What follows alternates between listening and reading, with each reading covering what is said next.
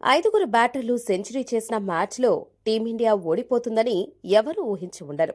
అయితే భారత బౌలర్లు పూర్తిగా చేతులెత్తేయడంతో లీడ్స్ టెస్టులో ఇంగ్లాండ్ ఘన విజయం అందుకుంది.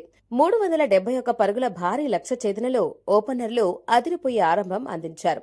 దాన్ని వాడుకుంటూ మిడిల్ ఆర్డర్ బ్యాటర్లు రాణించారు. టీమిండియా లోయర్ ఆర్డర్ మాదిరిగా ఒక్క వికెట్ పడకుండా టపటపా వికెట్లు పడిపోలేదు. దీనికి తోడు కెప్టెన్ గా మొదటి టెస్ట్ ఆడుతున్న శుభ్మన్ గిల్ అనుభవలేమి టీమిండియాను దెబ్బతీసింది. అన్నీ కలిసి భారత జట్టు లీడ్స్ టెస్టులో 5 వికెట్ల తేడాతో పరాజయం పాలైంది.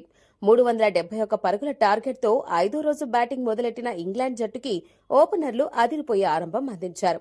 తొలి వికెట్కు 188 పరుగుల భారీ భాగస్వామ్యం నెలకొల్పారు జాక్ రాలే, బెన్ డకెట్.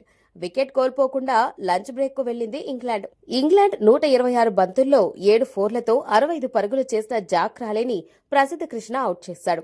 ఆ తర్వాత ఒల్లిపాప్ 2 ఫోర్లతో 8 పరుగులు చేసి ప్రసిద్ధ కృష్ణ బౌలింగ్లోనే అవుట్ అయ్యాడు. 170 బంతుల్లో 21 ఫోర్లు, ఓ సిక్సర్తో 149 పరుగులు చేసిన బెన్ డకెట్ అద్భుత సెంచరీతో చెలరేగాడు. బెన్ డకెట్ ను అవుట్ చేసిన శార్దుల్ ఠాకూర్ ఆ తర్వాతి బంతికే హ్యారీ బ్రూక్ ని గోల్డెన్ డకౌట్ చేశాడు. వెంటనే 4 వికెట్లు పట్టడంతో కాసేపు ఉత్కంఠం రేగింది. అయితే ఇంగ్లాండ్ బ్యాటర్లు ఎక్కడా ఛాన్స్ ఇవ్వలేదు. ఇంగ్లాండ్ కెప్టెన్ బెన్ స్టోక్స్ 51 బంతుల్లో 4 ఫోర్లతో 33 పరుగులు, జో రూట్ 53 పరుగులు చేయగా జెమీ స్మిత్ 44 పరుగులు చేశాడు. తొలి ఇన్నింగ్స్లో 5 వికెట్లు తీసిన జస్ప్రీత్ బుమ్రా రెండో ఇన్నింగ్స్లో 1 వికెట్ కూడా తీయలేకపోయాడు. మెయిన్ బౌలర్లు చేతులెత్తేయడం, కెప్టెన్సీ హెడర్స్ అనుభవం లేకపోవడం ఈ మ్యాచ్లో స్పష్టంగా కనిపించాయి.